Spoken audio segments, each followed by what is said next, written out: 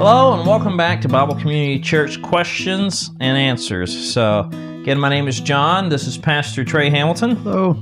And what we're doing today is just taking some questions that have come in through Facebook or through YouTube comments, things along the lines of that, and trying to answer them. So, we have been getting this one question a lot, especially in light of the recent events. And so, that question is as follows, okay? Did God send the recent hurricanes to Houston and Florida as a punishment? Mm-hmm. And so as a kind of an extension of that question, I mean, we might as well throw in the earthquakes that have happened in Mexico and really any other big natural disasters that are striking populated areas. So, Sure. So what has God to do with that, and is he punishing us?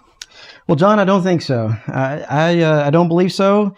Now, unfortunately, this is not a question that we can go to the Bible and look at a particular verse that says either he does or does not send hurricanes or earthquakes. It doesn't address that question, especially as it relates to 2017, of course. Now, there's certainly principles in the Bible that can help us make a decision one way or another. And it's certainly true on a pro side, because there's many people who do say that God does these things in the way of judgment. People who, I guess they make some type of claim on God's behalf that God is doing this because he's punishing a person's sin. Mm-hmm. You know, they will go to the Old Testament and they'll show us cases, the flood or Sodom and Gomorrah, where God rained down fire and brimstone on Sodom and Gomorrah. And they say God judged these nations or these people groups because of their sin. Mm-hmm. And so, certainly, I don't want to make a light of sin. I do think that there are devastating consequences to sin. And I think that God has every moral right to punish and judge sin. But the question is did he send a hurricane to Houston or to the surrounding cities and states? Or did he send an earthquake to Mexico? Did he do those things? Well, of course, the Bible doesn't say God did those things. All right, so we'd have to make an assumption.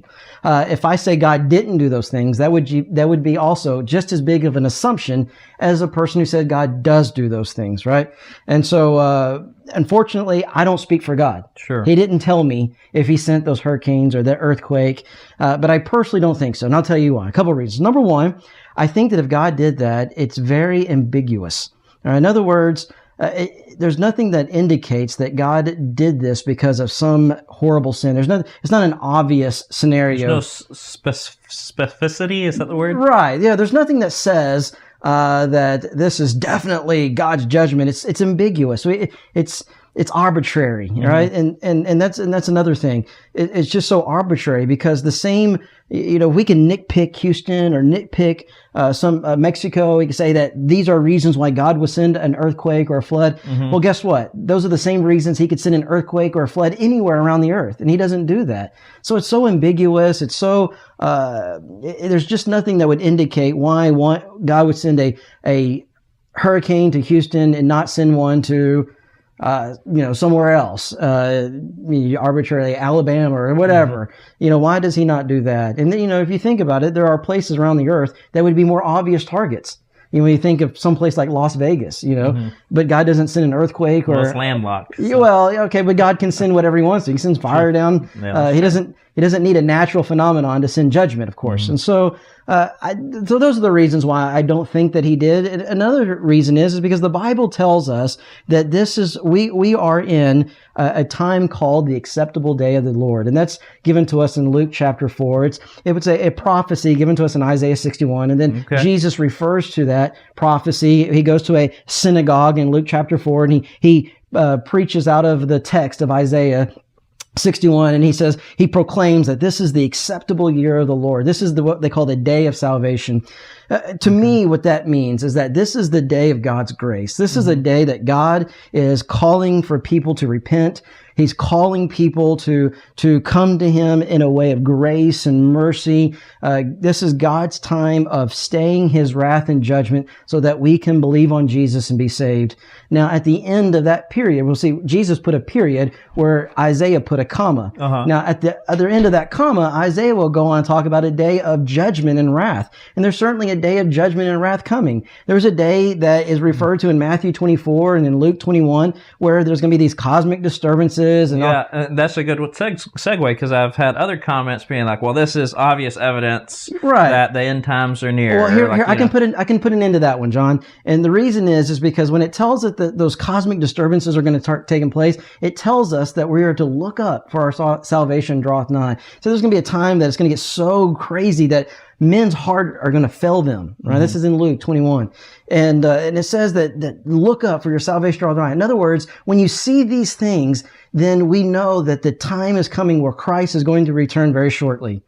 But there's no indication that is taking place right now. Mm-hmm. There's no indication that very quickly, as far as in a matter of days, that Christ is returning. All it was an earthquake, and all it was a hurricane. And we've had those from the beginning of time. And so I don't see the same indicators that are given to us in an end time framework being worked at in what I see in Houston. So sometimes bad weather events are just bad weather events. Yeah, ultimately, hurricanes come from our universe being tainted by sin. When Adam fell, the whole universe was spun off into chaos. It's corrupted. It doesn't work the way God intended, the design that God had for it. Mm-hmm. It's now under a sin. This is Romans 8. And one day God will restore the universe back to its intended order. Right now, it's in chaos because of man's sin, not because God is sending specific judgment, but because we have tainted the universe through sin. God will restore it back to its proper order. One day, earthquakes and hurricanes will be a thing of the past. Well, very interesting. So hopefully that answers your question about whether or not the hurricanes and the earthquakes that have happened were sent from God. So if you have any other questions, we want to invite you to go ahead and ask those. Just leave them in the comments on this video, wherever you might find it. We're always skimming through those comments. We want to answer your questions. And of course, in the meanwhile, we want to invite you to our Facebook page, facebook.com/BC Outreach, as well as bcoutreach.com, and our SoundCloud, which is soundcloud.com/Bible Study Station. So we will see you back again next time. Thanks, Trey. Thanks, guys.